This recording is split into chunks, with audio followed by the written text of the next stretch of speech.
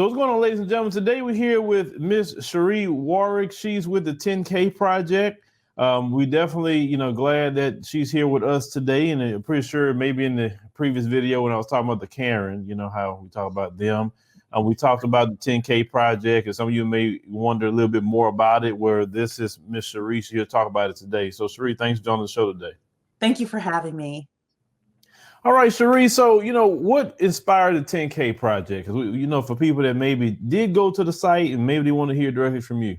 Sure. So I have been a business plan writer for about a decade. And as a business plan writer, people would come to me and would want funding for their businesses.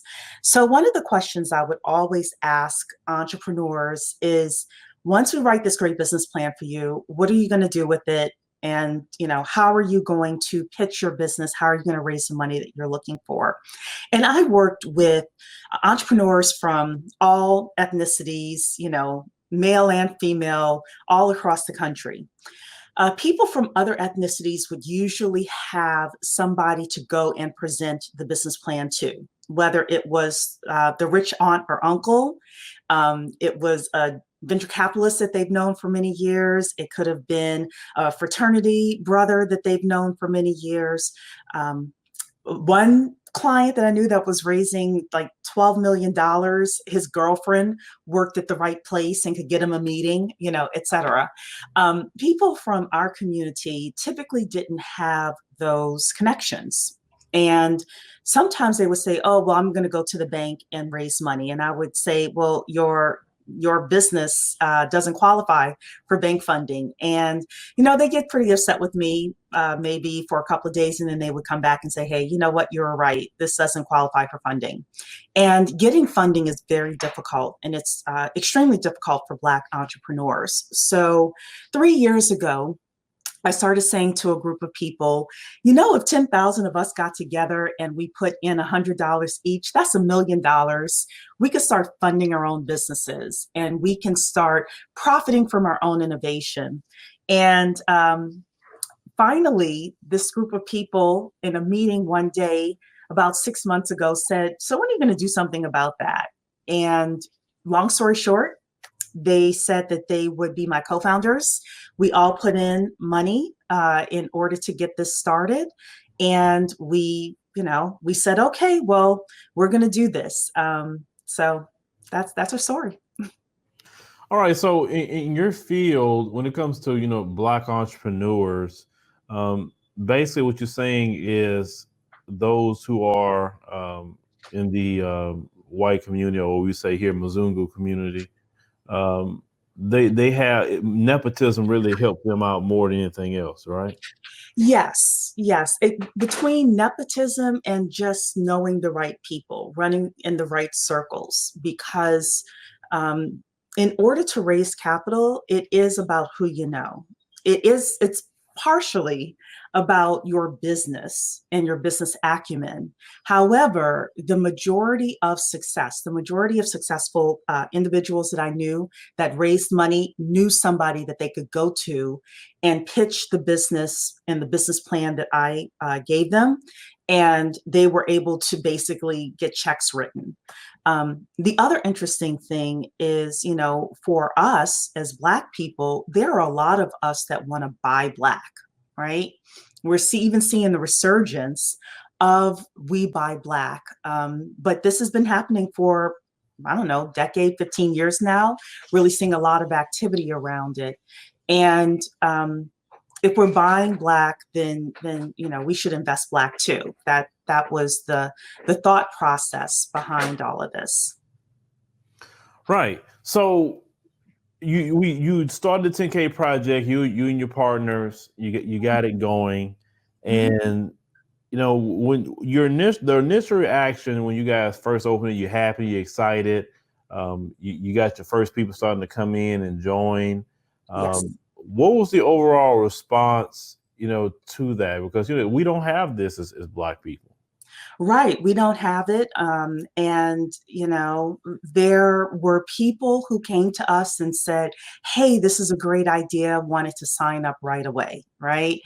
And then all of a sudden on social media, as we started gaining steam and traction, all of a sudden I did kind of see some of these underhanded comments about, the fact that they thought that that we shouldn't focus on Black businesses. And it was very hurtful too. However, we've gotten so much overwhelming support from the community that you just kind of have to take that and drown it out, take that criticism and just drown it out. And that's what we've chosen to do.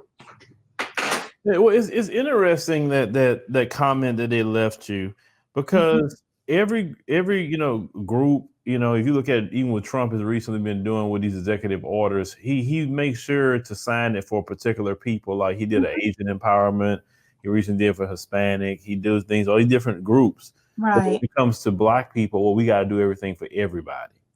Right. I mean, and I think that it's important for us because it's been statistically proven that our businesses don't get the funding that they need. However, your audience may be interested to find out, it's also been statistically proven that when our businesses are properly funded, we make just as much money as any other ethnically founded business out there. So in order for us to, to be able to support ourselves, to pull ourselves up by the bootstraps, if people are saying pull yourself out by the bootstraps, we need to fund our own businesses. The other thing that I'll tell you that a lot of people may not know is the number one employer of Black people is the US government. The number two employer of Black people are Black businesses. Right now, the unemployment number is about 1.9 million Black people. However, there are 2.2 million Black businesses out there.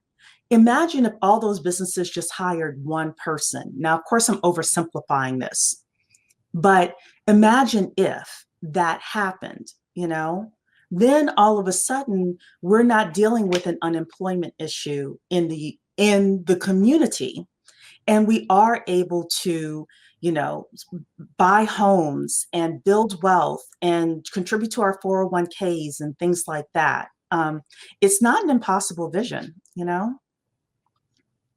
Yes, ma'am. Yes, ma'am. So for Black people to do for ourselves, in which, like you said, pull yourself up by your bootstraps, it seemed like the pull yourself up by your bootstraps, and even that crowd that says that, they have never pulled themselves up by their bootstraps, because recently we just had Senator Tom Cotton say that slavery was a necessary evil. So you never put yourself by your bootstraps, so you're telling Black people, right? But when we actually do that, it seems there's a problem. And the 10K project is saying, okay, we can't get funding. We can't, venture capitalists don't even want to fund us because all our businesses, no matter what it is deemed controversial, correct? Yeah.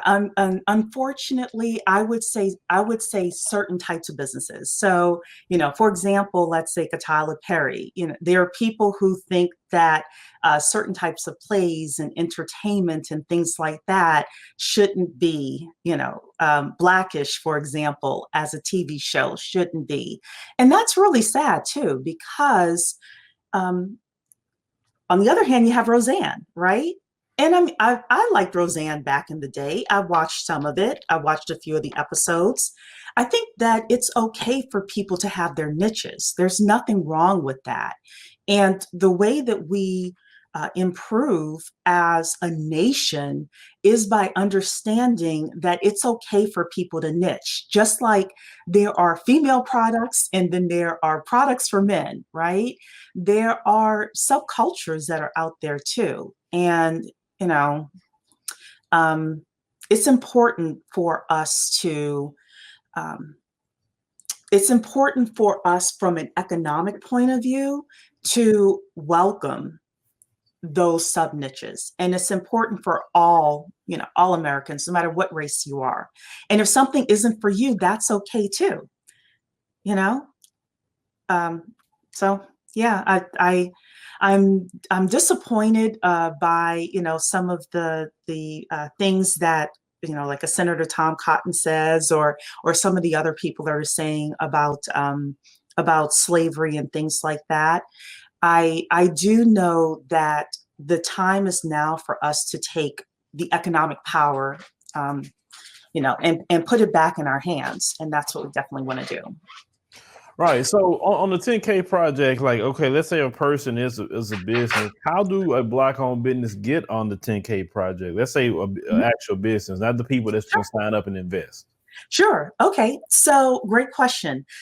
In order to receive the guide for businesses that want to be placed on the platform, you'll need to come to the website, the10kproject.com, and you will go to the entrepreneurs page and you will fill in some information.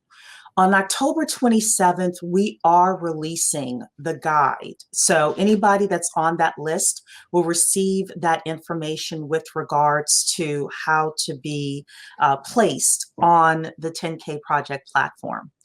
So I'll give you a preview of some of the things so that you need to think about.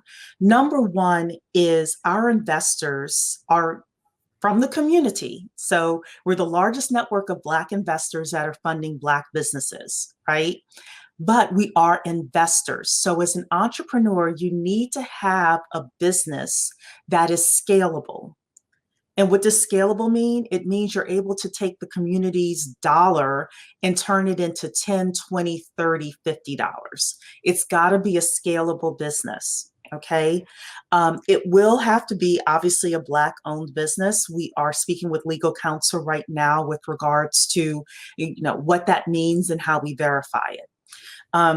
We are looking for businesses in manufacturing, in logistics, technology, agriculture, anything you can name, anything you can think of. We're also looking for businesses that could be, just an idea. On a sheet of paper, all the way up to businesses that are, current. They've been around 10, 20, 30 years, and they're looking to get to the next level. So the main way that people, entrepreneurs can be considered for the 10K project is to come to our website, again, the10kproject.com, come to the entrepreneur page, fill in all of that information. And when we release the guide, we'll send it to you. And then we'll also have a follow-up webinar, probably the week following, that first week in November, where people are able to hear the presentation and ask questions. Okay, so you say investor. So is it you're like investing like just to help this business, like capital, or you're investing like in the traditional sense, looking for a return on that investment? You're looking for a return on investment. So that's a great question. So I want to take a step back and I want to let people know that the 10K project is based on a law that was passed in 2012 called the Jobs Act of 2012. And the CEO of We Buy Black said that it's one of the least utilized pieces of legislation that could bring the biggest economic impact to the Black community. It's something called equity crowdfunding. So equity means ownership. So we as the community of investors will be part owners in the businesses that we're funding. Okay. And crowdfunding is a whole bunch of people getting together, putting in small amounts of money in order to raise funds for a business. So that's what equity crowdfunding is. So if you've ever participated in a GoFundMe, you put money in, but that's a donation and it's nice. However, it doesn't give you any kind of return on investment through GoFundMe. Through something like the 10K project, we are using the law in order to fund our own businesses. And the minimum amount of any investment on the platform, any business that you're investing in, is $100. So we did that in order to keep it affordable for everyone. And the idea is, if the business does well, then you will receive a return on your investment. And your next question may be, well, what's the return on investment? The answer is it depends on the entrepreneur and what they're offering to you. So you'll need to listen to the pitches. You'll need to ask that question. That answer will also be amongst their documents and in their pitch. How will you get your money back? When will you get it back? You know, is it a loan or is it equity? Are you doing true equity, getting shares in the business? But you know, in terms of investing, it is a legitimate, you know, return on investment.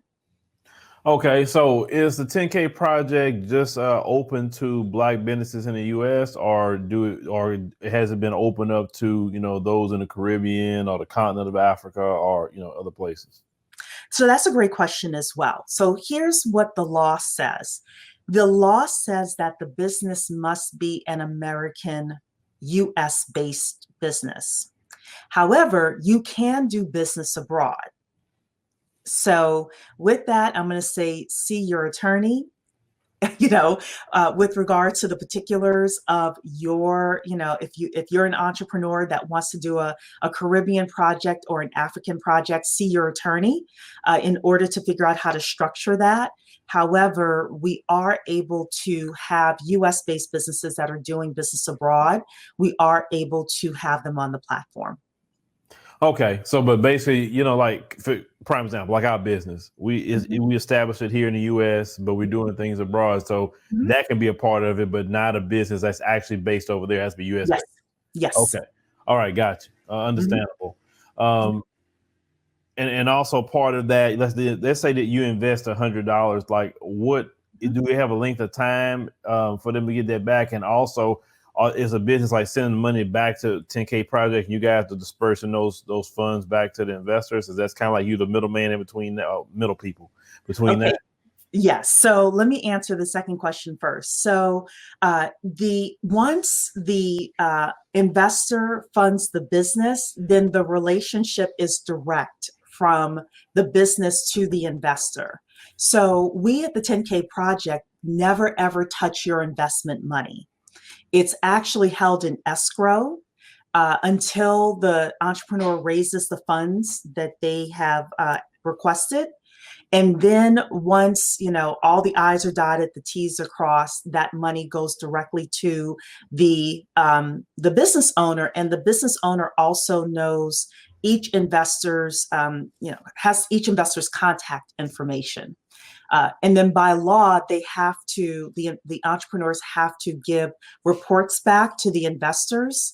And the entrepreneurs would determine, for example, let's say that they're going to do something called a dividend on an annual basis, where they're going to take a certain amount of their profits and they're going to redistribute it back to all of the shareholders, all the investors. Then that money is going to go directly from the business to the investor. It does not come through the 10K project. So there are a couple of other ways that investors can get their money back. One is the business could be sold. And then another way is the business could go on a stock exchange. So they call it going public. And different entrepreneurs will say, this is our plan, even before you invest. And I forgot your first question. I'm sorry, I should have written it down. Okay, no, I think you kind of just, you know, you answered it. Okay. So yeah, you basically, you know, because different people have different questions about, you know, things like that, especially when you're saying you are investing. So so you join the website, $100, and then you'll get to see the different categories of investment that you can do, right? Once you join. Yes, so I want to be very clear about this. So in order for individuals to be investors at the 10K project, the first thing you have to do is become a member. And that membership is a one-time payment of $100. That is not equity. That is just membership in the 10K project platform. And one of the questions that we do get is, well, what do you all do with that money? We are investing heavily in our infrastructure, in the legal counsel that we have, as well as in customer service and knowledge centers for both our investors and our entrepreneurs. Okay, so that money is not going into our pockets and we're not, jet setting around. That money is going directly into the business in order to provide the right infrastructure and the best infrastructure for everybody. Okay, so once you pay your $100, then yes, you will be able to to participate in any and all of the funding or fundraising that's happening on the platform. So what will happen is you, as an investor, you will be alerted to what's called a Bet on Black pitch. That's our way of saying a Shark Tank pitch, if people are familiar with Shark Tank. So, you know, once a week, we're going to start off with once a week, we will have entrepreneurs that come to our platform. And we'll have an entrepreneur of the week, I should say. And that person is going to do a presentation, probably 30 minutes. They're going to talk about their business, how long they've been in business, what their business model is, how do they make revenue, how will you as an investor get your money back, when will you get your money back, what are they going to use the money for, et cetera, et cetera. And then you as the investor have the ability to ask that entrepreneur questions and get responses. Then after the pitch, by law, we have to keep the platform open for a certain period of time so that you can go do your research, make sure that this is a company that you want to invest in. And at that point, if you decide to put your money into that business, that is a true investment. Either you're going to get, like we said, shares, or some people may say, you know what, this is a loan, but we're going to give you a certain percentage back in interest. And you will know that before you invest in those businesses.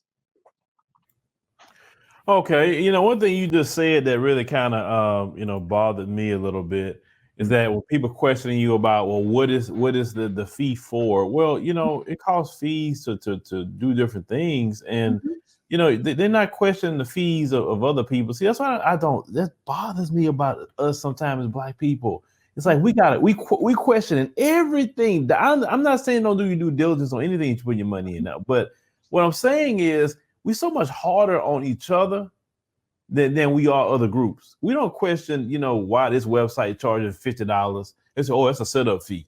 You know what I'm saying? Mm-hmm. They don't even, you explaining, they don't even have an explanation. So what I found from those people, most of those people that's questioning that, you wasn't gonna do nothing no way. So why are you asking? Well, look, I'm not going to say people are going to do or not. No. You didn't say it. I said it. Yes. Yeah. I will say this. Before we launched for membership, we took this so seriously that we held, I think, 12 focus groups, and we held them with both potential investors and potential entrepreneurs. And some of those entrepreneurs tried to get on other crowdfunding platforms. Some of them did get on other crowdfunding platforms. And we discovered the lack of hand-holding. And when I say hand-holding, I do mean customer service. There are documents that the SEC requires you to fill out as an entrepreneur in order for you to get on any platform, because again, we're governed by the government.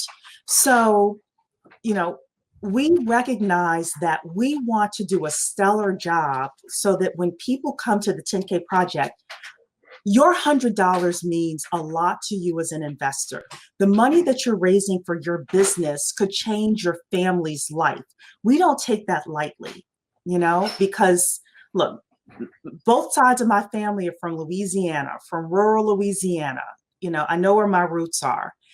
We know that we have the ability to do so much with the 10K project.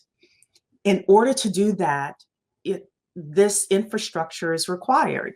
And I don't know. I understand what you're saying about, people not being questioned, because you're right. We do. We do question each other a lot more. And for other people who are very skeptical right now, I would say, come to our website, get our ebook. When you get our ebook, you are added to our email list, and just come observe us. I have no problem with that. With people who just say, you know what, I want to see, the community has been fooled and all of that by other people. I want to take a step back and just make sure that this group is legitimate. And all I can say is we are, and just join us. We have a lot of free content we're giving away. We have a Facebook group. We talk a lot in there about business, about investing. You'll get so much for free before you even have to put up any money. But we are asking people to become members, because in order for us to be successful, we do need the community to say, yes, I'm in.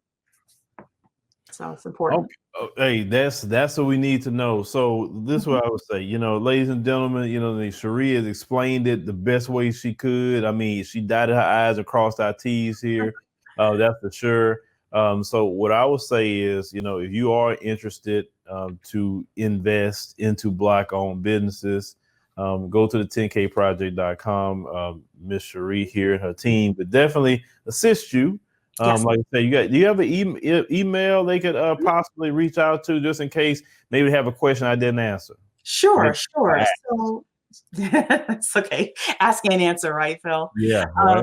So it's so our website again is the10kproject.com, and my email is info@the10kproject.com. And you're able to, I get a couple hundred emails a day. So if it takes a day for me to get back to you, please just be patient with us. But we want to make sure that we do answer our emails, and we do make sure that we are communicating with people with regards to what's happening with the 10K Project. All right, ladies and gentlemen, you heard Miss Cheree has said, so, check her out on her email. Mm-hmm. And go to the 10K Project, and like I say, get involved. We have to be involved. Like I say, there's certain entities that don't want us to fund ourselves. So I believe if they don't want us to fund ourselves, this is something good to be a part of. So Ms. Cheree, thank you very much for, joining us today and giving us the 411 on the 10kproject.com. Thank you so much, Phil, for having me.